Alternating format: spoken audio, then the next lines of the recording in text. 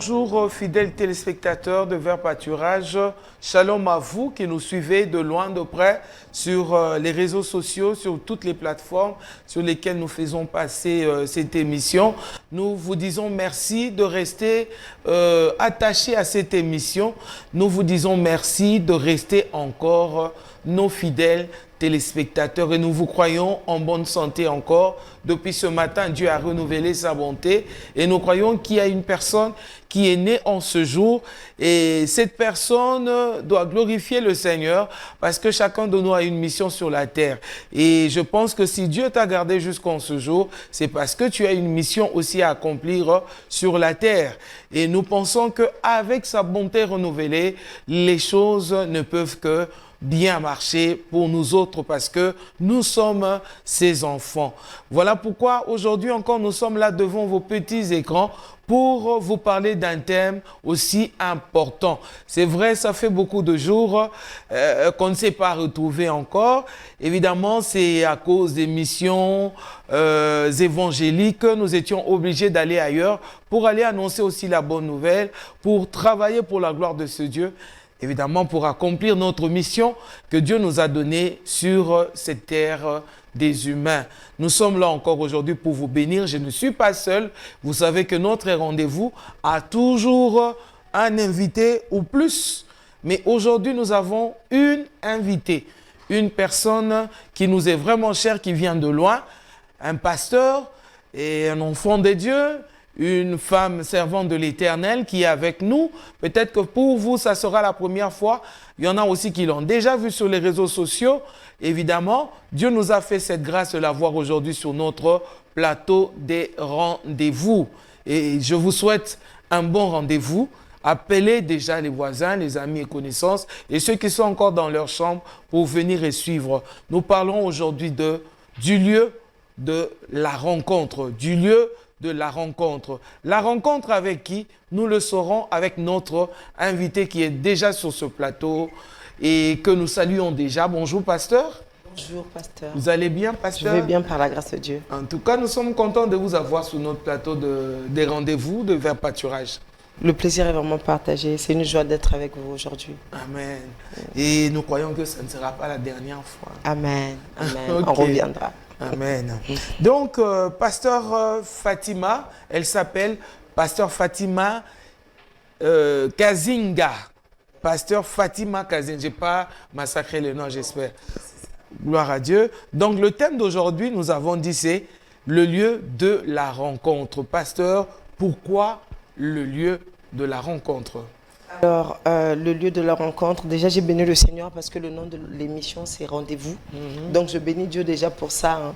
Il y a des rendez-vous qui peuvent changer la vie d'une personne. Donc avant de commencer, je me permets de saluer toutes les personnes qui nous suivent de loin, de près. Voilà, que le Seigneur vraiment vous bénisse, vous tous qui nous suivez. Comme on l'a dit, je suis le pasteur Fatima Kazinga. Je suis mariée, j'ai 3 enfants et nous avons un ministère à Paris. Alors voilà, que le Seigneur vous bénisse. Alors pourquoi le lieu de la rencontre? Parce que le lieu de la rencontre est un lieu de changement. J'aime bien le nom de l'émission, ça s'appelle Rendez-vous. Rendez-vous avec qui? Rendez-vous avec Dieu. Alors le lieu de la rencontre, c'est un lieu de rendez-vous avec Dieu. Voilà. Le lieu de la rencontre, c'est un lieu de rendez-vous avec Dieu. Vous aussi, là où vous êtes déjà en rendez-vous avec ce Dieu, parce que c'est de lui que nous allons parler aujourd'hui. L'église s'appelle comment? Alors l'église s'appelle le ministère Cité de l'Éternel. Ministère Cité de l'Éternel. Oui. Et c'est situé en France? À Paris, donc à Noisy-Champs, juste à la gare de Noisy-Champs. Ah, ça, je ne sais pas dire Noisy-Champs. Noisy-Champs, c'est ça. Noisy-Champs. C'est ça. J'ai essayé, bien aimé. J'y suis arrivé. Que Dieu soit loué. Amen. Donc, vous avez dit l'église, c'est Cité? Alors, c'est le ministère chrétien Cité de l'Éternel. Ministère chrétien Cité de l'Éternel. Oui. Et vous avez dit tout à l'heure, là, vous êtes marié? Oui, je suis mariée, j'ai 3 enfants. Ok, mariée, 3 enfants. Elle n'est pas célibataire. Hein? Vous qui nous suivez là, c'est pas une femme célibataire. Elle est bien mariée, mère de 3 enfants. Et vous avez commencé le ministère, ça fait combien de temps? Alors, moi, j'ai commencé à exercer dans le ministère de mon père spirituel. Donc, ça fait au moins 20 ans que je servais auprès de mon père spirituel. Donc, du coup, jusqu'à ce que le Seigneur me donne ma vision propre. Le patriarche Andrade Kakoutalua, que je salue avec ma mère dans la foi, Isabelle Aourawa. Donc, c'est à leurs pieds que j'ai servi pendant beaucoup d'années. Et jusqu'à ce que le Seigneur me parle et puisse aussi parler bien évidemment à mon père dans la foi, à lui dire que non, elle est visionnaire. Il fallait la libérer pour aller faire l'œuvre de Dieu. Voilà, ça fait 20 ans que je suis... Vous n'êtes pas parti à cause des conflits comme certaines personnes? Non, pas du tout. Mon père m'a libéré avec joie. Et d'ailleurs, c'est à lui que le Seigneur a d'abord parlé. Et il m'a dit, donc, et le Seigneur aussi est venu me parler pour me le dire. Et nous avons tout de suite obéi à la volonté de Dieu. Et le ministère a commencé, c'est depuis... Du coup, le ministère a commencé il y a à peu près 5 ans qu'on a commencé le ministère. C'est vrai qu'on n'a pas commencé avec l'église physique. Nous, on a commencé avec une plateforme de prière. Donc, on appelle Combattant Prière. D'ailleurs, il y a beaucoup de gens qui nous suivent sur Internet, sur Facebook et sur YouTube.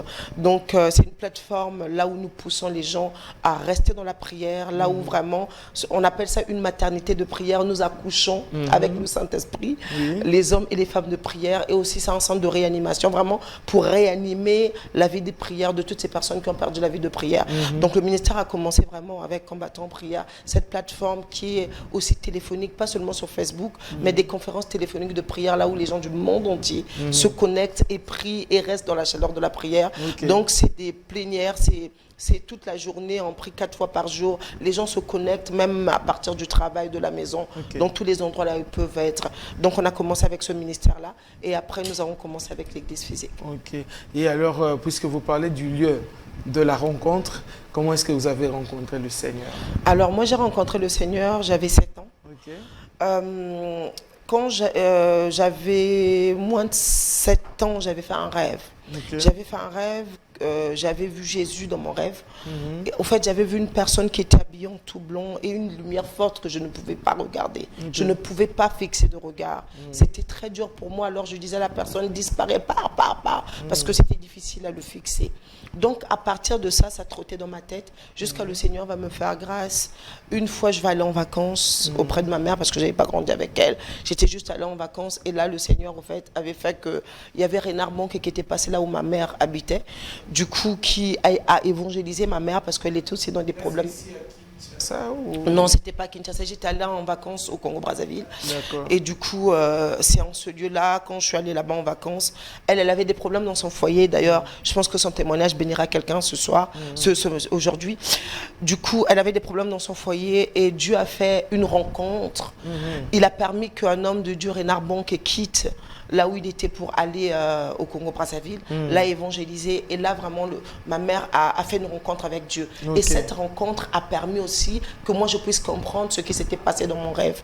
Donc, j'étais allée pour un court séjour, mais ça a bouleversé ma vie. Donc, c'est là où je rencontre le Seigneur. Je commence à aller à l'Ecodim le temps de mes vacances. Et quand je reviens là où j'étais, là où j'habitais d'habitude, je cherche la Bible, je commence à m'y mettre à partir de 7 ans. Et là, j'ai poussé. On m'a baptisé à l'âge de 12 ans chez mon père dans la foi Kakoutalua. C'est là où vraiment je commence à servir pleinement le Seigneur. À partir de 12 ans, j'étais dans l'intercession. Voilà, j'ai commencé à servir le Seigneur à partir de cet âge-là. Et j'ai commencé à prêcher à partir de 15 ans. Et là, mon père dans la foi me consacre prédicatrice. Je commençais à prêcher, j'étais pas encore ministre, voilà, Dieu, mais j'étais prédicatrice, je prêchais déjà la parole de Dieu. Voilà. Et avec ça, vous avez fait aussi des écoles de formation? Oui, bien sûr, j'ai fait des écoles de formation. Par exemple, Réma, Paris. J'ai fait Réma, j'ai fait plusieurs écoles. Voilà, j'ai fait plusieurs écoles. En tout cas, gloire soit rendue au Seigneur. Alors aujourd'hui, là, puisque nous parlons de ce lieu de la rencontre, nous avons dit tout à l'heure là, et pourquoi ce thème-là? Alors ce thème, c'est... Bon, je pense que le Seigneur bénira une personne au travers de ce thème. Comme je parlais déjà de ma mère, la rencontre de Dieu avec ma mère a bouleversé ma famille. Donc au travers de cette rencontre, nous aussi on est rentrés en connexion avec Dieu. Donc il faut savoir que juste une rencontre peut changer toute une famille. Au fait, le lieu de la rencontre, c'est aussi un lieu de changement. Là où la vie d'une personne shift, là où la vie d'une personne change. On peut le voir avec Paul. Paul sur le chemin de Damas, même s'il ne savait pas. Et ça, je voudrais notifier ça. Le lieu de la rencontre, parfois, ce n'est pas des rendez-vous planifiés par l'homme lui-même. Mais le lieu de rendez-vous, ça peut être aussi un rendez-vous planifié par Dieu lui-même, mais pas par un homme. Okay. La personne ne savait pas, comme Paul, il ne savait pas qu'il allait faire une rencontre ou un rendez-vous. Il ne savait pas qu'il avait un rendez-vous avec Dieu. Lui, il savait juste qu'il allait arrêter les apôtres. Lui, il était là motivé, zélé dans ce qu'il faisait. Or que derrière ce zèle, Dieu avait un rendez-vous avec lui. Okay. Donc, le lieu de la rencontre peut être le rendez-vous planifié par Dieu, mais pas par un homme. Mais quand c'est planifié par Dieu, c'est le lieu du bouleversement et du changement. Et c'est là, dans ce lieu de rencontre, nous allons voir Paul, qui était une personne qui tuait, qui menaçait, qui persécutait l'Église, est devenu un dispensateur de l'Évangile. Ok. Gloire soit rendue au Seigneur. Alors, quand vous parlez du lieu de la rencontre dans la Bible, par exemple, vous avez des textes pour appuyer cela? Bien sûr. Est-ce que nous pouvons lire les textes que vous avez? Exactement. On peut aller avec les bien-aimés dans Exode 3 à partir de 1 jusqu'à 4. Exode 3, de 1 à 4. La Bible déclare: Moïse faisait paître le troupeau de Jéthro, son beau-père, sacrificateur de Madian. Il menait le troupeau au-delà du désert et se rendit à la montagne de Dieu à Horeb. J'aime bien ce que la parole de Dieu dit. La Bible dit, lui, il faisait paître le troupeau de son beau-père. Il n'avait pas conscience qu'il y avait un rendez-vous qui était arrangé avec Dieu. Lui, il faisait son travail, mais Dieu aussi faisait son travail pour planifier un rendez-vous avec lui. Pourquoi? Parce qu'il était le libérateur, celui qui allait libérer un peuple qui était dans la souffrance. Alors la Bible dit, il se rendit où? À la montagne. Le lieu de la rencontre, la montagne aussi est un lieu de rencontre. Et si cette montagne peut juste dire aussi un lieu de prière. Là où on a un rendez-vous avec Dieu, là où on décide, par exemple, je vais aller dans la prière, je vais aller dans un moment de prière rencontrer le Seigneur. Lui, il est allé à la montagne. Pour rencontrer Dieu dans le lieu de rendez-vous, nous pouvons aussi le pousser en aller dans le lieu là où nous restons avec Dieu pour le rencontrer par la prière. Parce que la Bible dit que toi qui écoutes la prière, tous les hommes viendront à toi. Au verset 2, la Bible dit, l'ange de l'Éternel lui apparut dans une flamme de feu. J'aime ça. L'ange de l'Éternel lui apparaît dans une flamme de feu au milieu d'un buisson qui était tout en feu, mais le buisson ne se consumait point. Moïse dit, je veux faire un demi-tour, voir quel est ce spectacle extraordinaire. Amen. Lui, il appelle ça un spectacle extraordinaire. Et pourquoi le buisson ne brûle pas? L'Éternel vit qu'il faisait demi-tour pour voir, et Dieu l'appela de l'intérieur du buisson. Il dit, Moïse, Moïse, et il répondit, me voici. Voilà le lieu de la rencontre que nous donnons dans la Bible. Le lieu de la rencontre de Moïse, là où il y a eu le shift de la vie de Moïse. Il faut savoir que Moïse, avec un âge très avancé, était encore chez son beau-père. Il était quoi? Il travaillait sous le compte de son beau-père. Normalement, à son âge, l'âge qu'il avait, il devait avoir ses entreprises, il devait avoir un chez lui. Mais il était encore chez son beau-père. Et ça peut être frustrant parce que à son âge dépassé comme ça, tout homme veut être indépendant, avoir aussi quelque chose de personnel. Mais combien derrière toutes ces choses, Dieu peut cacher des grandes choses. Il y a des choses pour que ça puisse changer. L'Éternel veut juste que tu viennes dans le lieu de rendez-vous. Il était allé à la montagne et Dieu lui apparaît dans un buisson ardent, ce feu qui ne s'éteignait point. Et là, il veut se détourner. Dieu dit non, il ne doit pas se détourner. Aujourd'hui, il y a quelqu'un qui nous suit. Dieu dit ne te détourne pas. Parce que c'est derrière cette rencontre que je te donne une vision. Même pour chaque personne qui est visionnaire, le Seigneur, avant de donner une vision à une personne, l'Éternel planifie un lieu de rendez-vous. Mais il y a quelque chose qui attire quand même mon attention. Aujourd'hui, puisque nous parlons des montagnes, aujourd'hui c'est devenu comme une mode carrément, ici, surtout ici à Kinshasa. Donc quand on part à la montagne, quand on est à la forêt, à la montagne, c'est là-bas que Dieu nous entend. C'est là-bas que nous pouvons avoir vite l'exaucement de notre prière. Et ce Dieu n'est plus omniprésent. Il a un lieu précis, seulement les montagnes. Qu'est-ce qui se passe? Il y a un effet de la mode tout simplement, ou c'est vraiment une saison où les gens doivent aller à la montagne, selon vous? Selon moi, la montagne n'est pas seulement le lieu là où Dieu répond. Je pense que si une personne décide d'aller à la montagne, peut-être il veut sortir en dehors, il veut être en dehors de sa maison pour se concentrer ou voilà, rencontrer Dieu dans ce lieu. Mais en tout cas, le Seigneur, pour nous rencontrer, il n'a pas besoin d'une montagne. Il peut nous rencontrer même dans notre salle de bain. Il peut nous rencontrer dans notre cuisine et shifter notre vie. Il y a des gens qui ont eu la rencontre avec Dieu. On parlera de Marie. Marie, la femme de Joseph, la mère de Jésus. Elle a eu la rencontre. Elle n'était pas à la montagne, elle était chez elle. C'est là, au 6e mois, l'ange lui est apparu et lui donne une vision, lui dit qu'elle était visionnaire, au travers d'elle, le salut allait rentrer en Israël. Elle n'était pas à la montagne. Donc, c'est pas la montagne qui fait que Dieu vienne nous rencontrer. Et la montagne aussi, ici, peut signifier juste le lieu de prière. Ça ne veut pas dire qu'on doit aller à la montagne physique pour aller rencontrer Dieu. Donc, le lieu de la rencontre, nous-mêmes, on peut le préparer. Ça peut être dans notre maison, dans notre cuisine, un lieu là où on prépare pour pouvoir rencontrer Dieu et que Dieu nous rencontre. Nous pouvons ne pas préparer alors, parce que par exemple, Marie, lorsque l'ange est venu pour lui parler, est-ce qu'elle avait programmé, elle avait prévu? Elle n'avait pas programmé. C'est pourquoi je dis, c'est comme Paul, c'est la même chose avec Paul. Paul n'a pas programmé la rencontre avec Dieu. C'est pourquoi je dis, il y a des rencontres, c'est Dieu qui le programme. Dieu programme la rencontre, il dit, je vais rencontrer cette femme, je veux rencontrer cet homme. Et aujourd'hui encore, comme dans cette émission, Dieu veut rencontrer quelqu'un. C'est le lieu de la rencontre pour une personne. Amen. Amen. Vous qui nous suivez, vous êtes sur les rendez-vous et aujourd'hui nous parlons du lieu de la rencontre.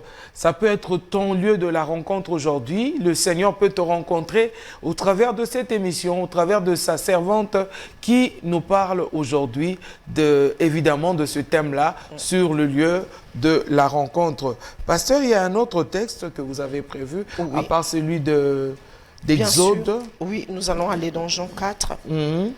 Donc rapidement, nous sommes dans Jean 4, à partir de 4, on peut lire jusqu'à 11.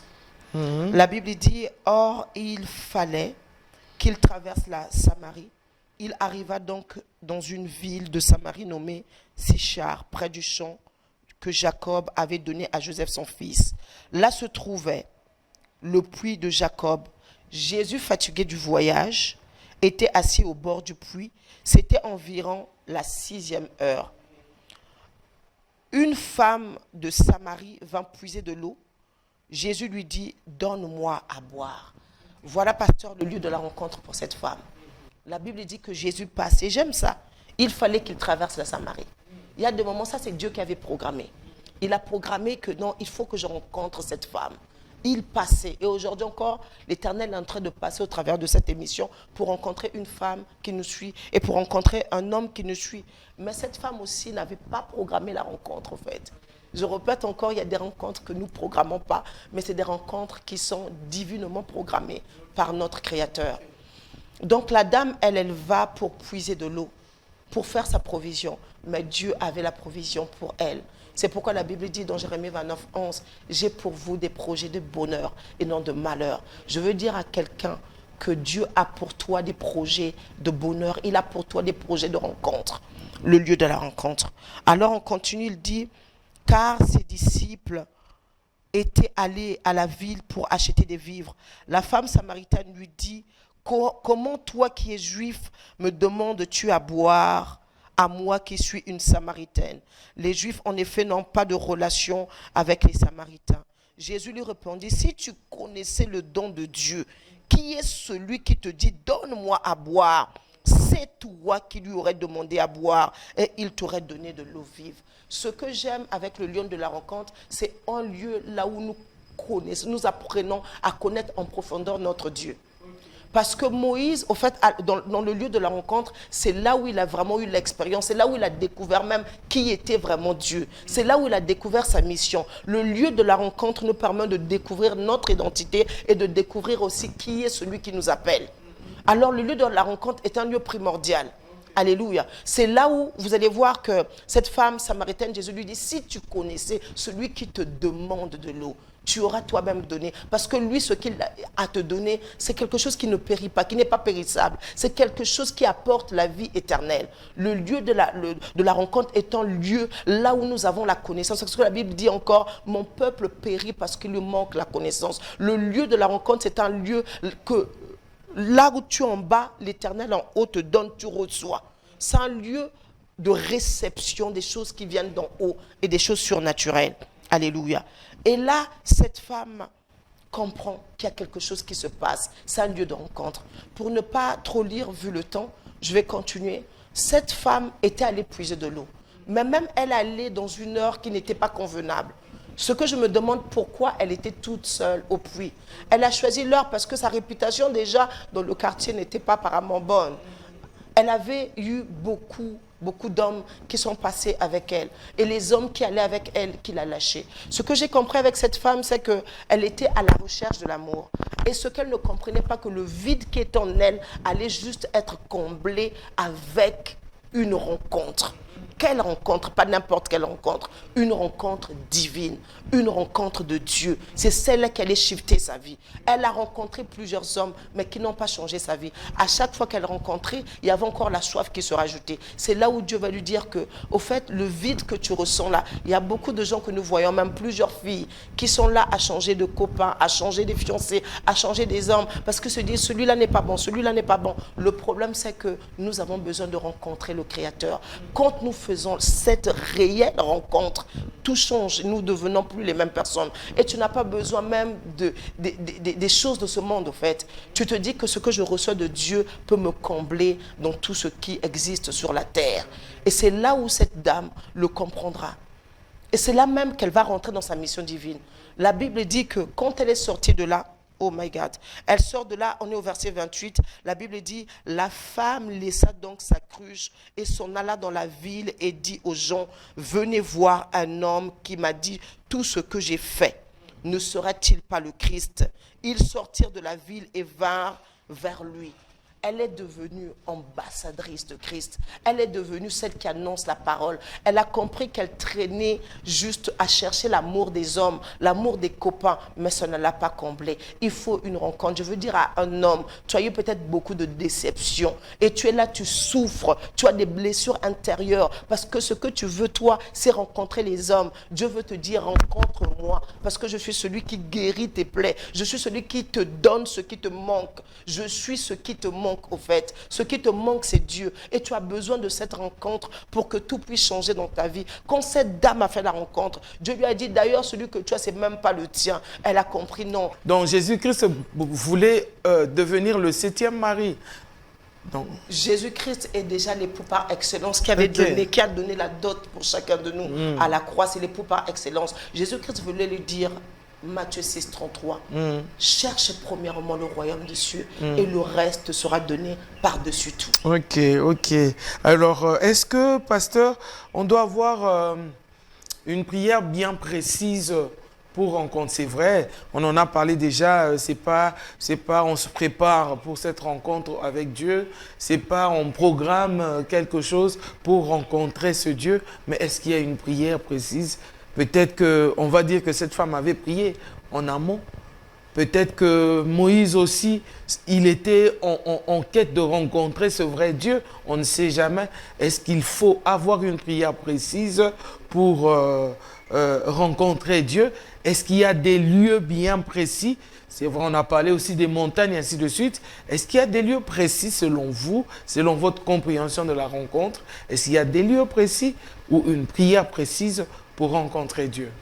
Alors, ce que je veux dire, chacun de nous devra avoir un lieu de rencontre dans sa maison avec Dieu. Ok. On peut élever ce lieu-là, que ce soit sur votre lit, vous priez pour ce lieu, vous dites c'est mon lieu de rencontre avec mon Dieu. C'est vous qui choisissez le lieu. Vous choisissez le lieu pour le rencontrer. Vous pouvez le rencontrer, vous pouvez définir ce lieu, soit dans votre chambre, soit dans votre cuisine. Le lieu qui vous convient, là où vous savez que vous êtes calme, vous voulez passer le moment seul à seul avec Dieu. Parce que les moments que nous passons, nous tous ensemble, dans la prière avec les bien-aimés, sont des bons moments. Parce que la Bible dit, là où 2 ou 3 sont assemblés, il est là. Dieu aime ça. Mais le moment aussi d'intimité, là où nous passons le temps que lui et nous, sont aussi des moments forts.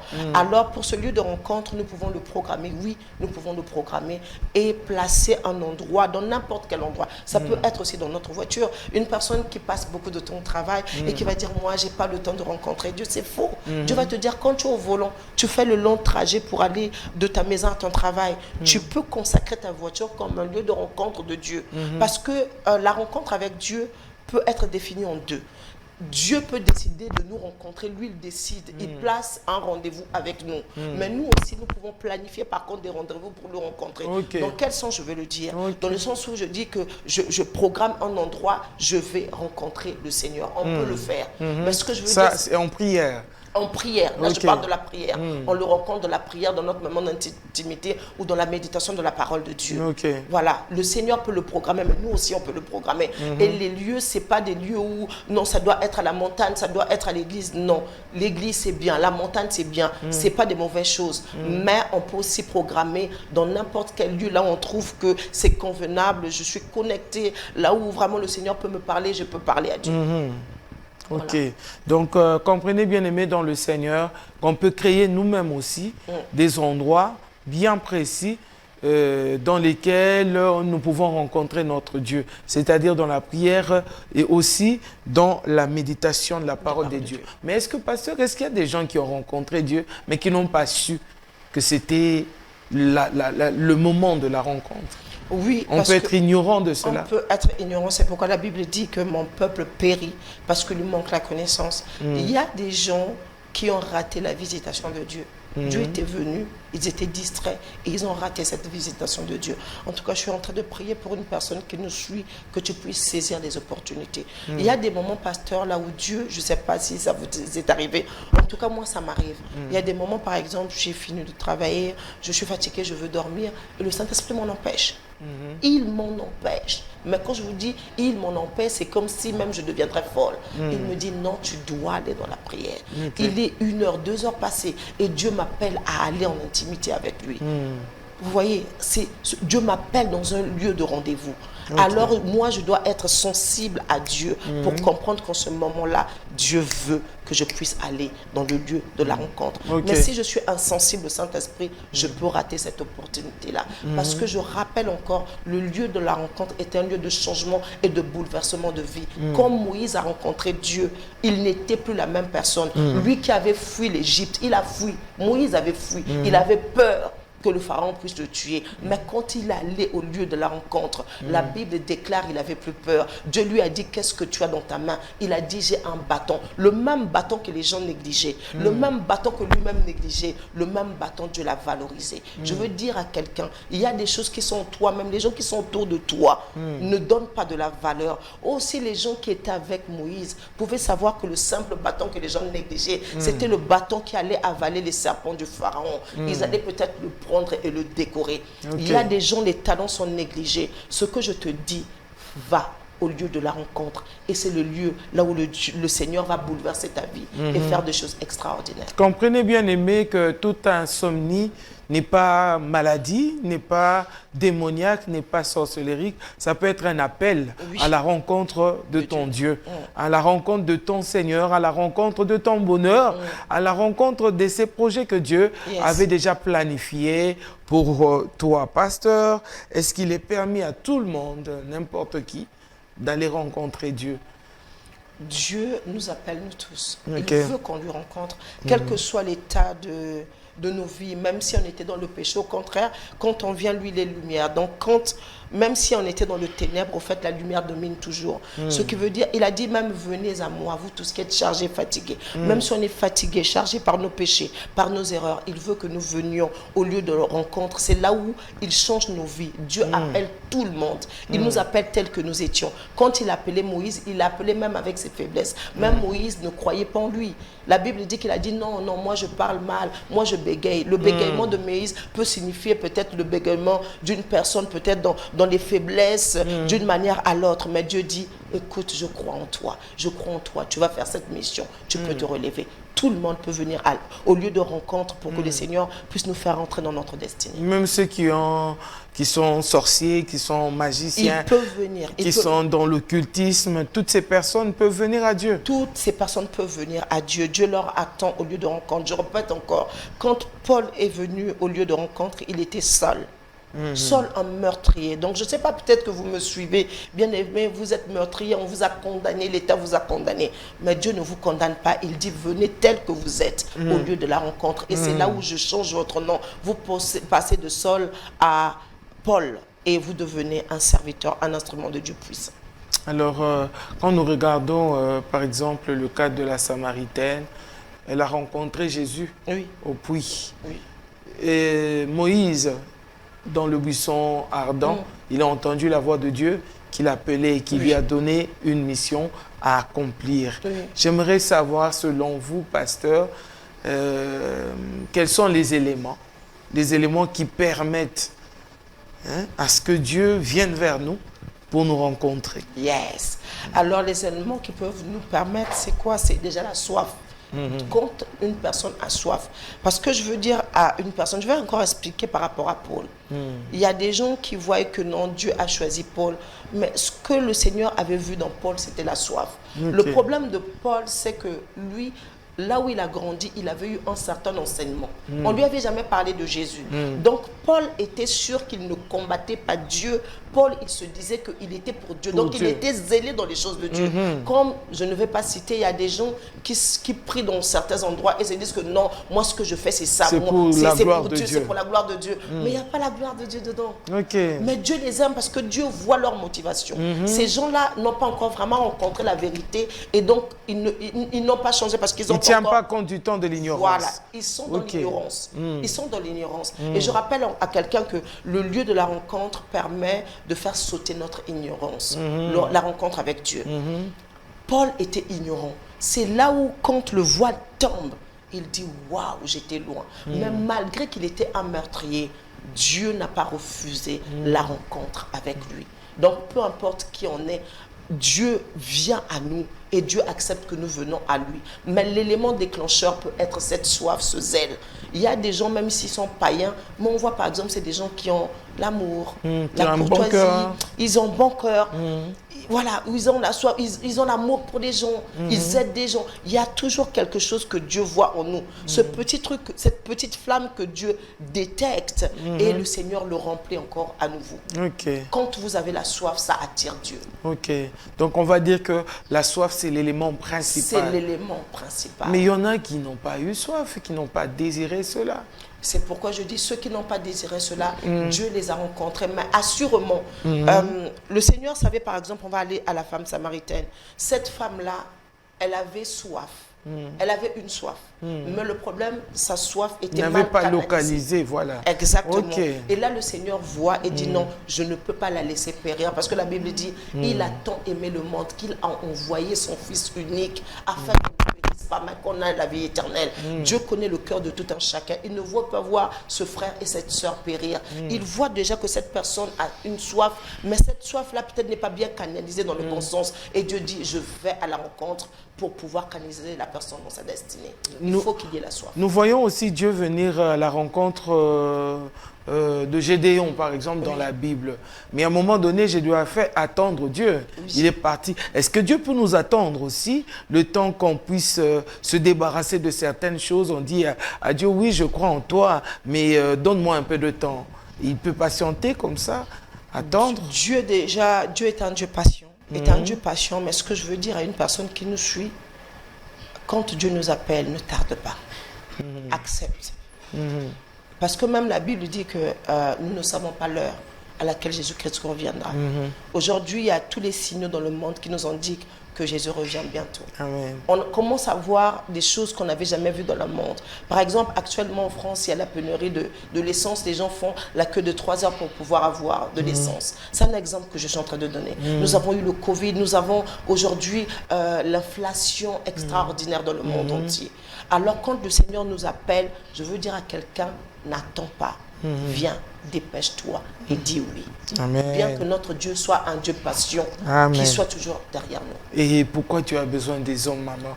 Puisqu'il est omnipotent, il est omniscient. Pourquoi a-t-il besoin des hommes? Pourquoi il vient à la rencontre des hommes sur la terre? Quand Dieu programme la délivrance de son peuple, il va toujours programmer un libérateur. Nous avons vu ça avec le peuple d'Israël en Égypte. Il a programmé une délivrance, il a aussi programmé un libérateur. Quel était ce libérateur? C'était Moïse. Dieu a besoin des hommes, il travaille avec les hommes. Nous n'allons pas voir Dieu descendre comme ça et venir parler à quelqu'un. Sinon, il a même dit à Moïse, sinon tu mourras. Qui pourra le voir? Il doit passer dans une personne, se déverser dans une personne pour pouvoir toucher d'autres personnes. Dieu a besoin des hommes pour pouvoir toucher les hommes. Ok, gloire soit rendue au Seigneur. Alors, Dieu peut-il aussi parler par des femmes? Belle question. Oui, Dieu peut parler par des femmes. Quand je vais dans le livre de Matthieu, la Bible dit que Dieu parle par l'ange. Donc, l'ange vient parler à Joseph, lui dit, la décision que tu prends de quitter ta femme est une mauvaise décision parce que ta femme est visionnaire. Je le dis souvent, la première visionnaire de la Bible, c'est Marie. La première femme visionnaire dans la Bible, c'est Marie. Pourquoi je dis Marie est une femme visionnaire? Parce que Dieu passe par lui donne une vision. Dieu lui dit, tu vas tomber enceinte. Parce que toute vision que Dieu donne à un homme de Dieu est une grossesse. Toute vision est une grossesse qui doit être accouchée. Alors quand Dieu va rencontrer Marie, encore une fois, au lieu de la rencontre, même si cette rencontre n'était pas préparée par Marie, mais là encore, je veux dire entre parenthèses une chose, c'est que le Seigneur, qu'est-ce qui a attiré Dieu à aller vers Marie? Il y avait plusieurs vierges. Ce n'était pas la seule femme vierge. En Israël, les femmes vierges, c'est normal. Il y en avait plusieurs. Mais pourquoi Dieu est allé dans le lieu de la rencontre pour rencontrer Marie, elle?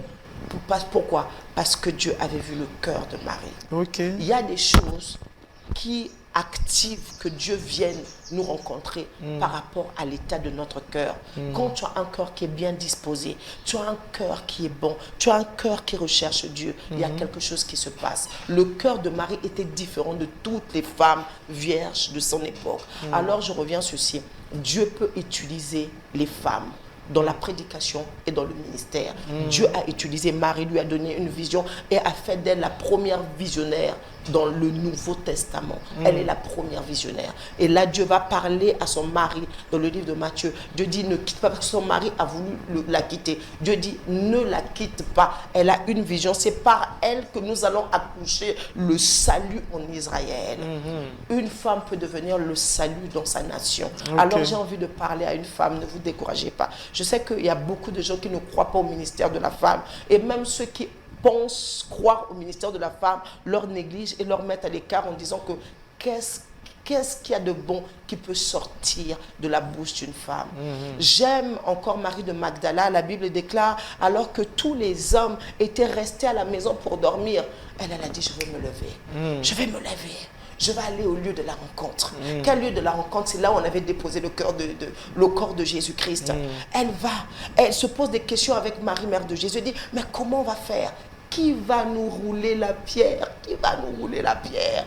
Malgré qu'il y a l'obstacle devant elle, elle dit, je vais quand même avancer, aller au lieu de rencontre. Pourquoi? Parce qu'elle savait que Jésus-Christ, quand il prêchait, il avait dit, je vais mourir.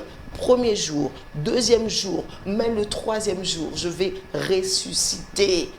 J'ai l'impression que les disciples hommes avaient oublié cette partie. On était déjà le troisième jour, mais personne n'était allé. Mais cette femme s'est levée. Elle s'est levée, elle a dit, je vais aller au lieu de rencontre parce que Jésus m'avait donné un rendez-vous. Il avait dit le troisième jour, je vais ressusciter. Quand elle part, malgré qu'elle se pose des questions, la pierre qui représente les obstacles qu'on peut rencontrer dans le ministère et dans la vision, elle a dit quand même, je fais un pas. Je voudrais dire à une femme, fais un pas. Tu ne vois pas encore comment accomplir la vision que Dieu t'a donnée, mais fais un pas. Je peux dire à une personne, Dieu peut parler par une femme, Dieu peut utiliser une femme. Alors Marie de Magdala a été cette première femme, cette femme qui a annoncé la résurrection de Christ et qui a annoncé cet évangile. Comme cette femme samaritaine, elle est aussi évangéliste. Elle a évangélisé et elle a poussé que tout le quartier cherche qui était Jésus. Les gens se sont convertis au travers d'une femme. Alors, une femme peut être servante de Dieu. Mais l'apôtre Paul est venu, il a dit, il faut que la femme se taise dans l'assemblée des saints. Qu'est-ce que vous en dites? Parce qu'aujourd'hui, on dit aux femmes de ne pas prêcher justement à cause de cela. On dit que la femme ne peut pas prendre l'autorité sur l'homme. La femme ne doit pas prêcher parce que l'apôtre Paul a dit que la femme se taise dans l'assemblée si elle veut s'instruire, qu'elle aille poser la question à son mari à la maison. Et là, vous êtes en train de défendre et de dire que la femme peut parler de la part de Dieu. Elle peut prêcher la bonne nouvelle. Mais de quel droit? De quel droit, on dira? Pasteur, je vais vous dire une chose. J'aime parce que vous avez dit Paul a dit. J'aime bien. Vous avez dit Paul a dit. Vous n'avez pas dit Dieu a dit. Est-ce que j'écouterai Paul ou j'écouterai Dieu? Si je viens dans un lieu de rencontre, est-ce que je rencontre Paul ou je rencontre Dieu? Alors, je vais répondre à votre question. Cette partie de Paul dans la Bible a été mal interprétée. Paul s'adressait à toutes les femmes qui faisaient du bruit à cette époque. C'est à ces femmes que Paul avait ordonné de se taire. Mais les choses ont été mal expliquées et mal interprétées. Tout ce que je veux dire à une femme ou à un homme, au lieu d'écouter les hommes, écoutez Dieu. Dans le lieu de la rencontre, c'est là où vous-même vous écoutez Dieu. Il n'y a pas quelqu'un qui a rencontré Dieu à votre place. Il y a des gens qui attendent, non, il y avait un tel qui avait rencontré Dieu, le Dieu d'un tel. Toi-même, fais ta rencontre personnelle. Qu'est-ce que Dieu t'a dit? Et c'est là où tu trouveras si le Seigneur te dit de ne pas le faire ou de le faire. Si Dieu te dit fais-le, alors jette-toi. Ce que Paul a dit, c'était dans un contexte bien spécial. Il le disait parce que c'était des femmes qui faisaient du bruit dans l'église. Mais il ne demandait pas à toutes les femmes de se taire. Je dis encore, avant de terminer, c'est que si Dieu peut utiliser un cheval pour parler à Balaam, oh my God, est-ce que le Saint-Esprit peut être limité à utiliser une femme? Il peut utiliser un cheval, il peut même utiliser un oiseau, il peut utiliser tout. Il a dit, si vous vous taisez, je vais lever des pierres pour me servir. Si Dieu peut lever des pierres pour servir Dieu, pour le servir, est-ce qu'il ne peut pas lever une femme? Pour moi, dire qu'une femme ne peut pas prêcher, une femme ne peut pas prendre la parole, c'est juste une insulte au Saint-Esprit. Gloire soit rendue au Seigneur. Comprenez que c'est une femme qui parle d'une femme, qui défend aussi ce qui est vrai selon les Écritures. Dieu n'a jamais interdit à une femme de prêcher la bonne nouvelle, sinon il aurait fermé la bouche de Marie de Magdala, il aurait fermé la bouche de la Samaritaine.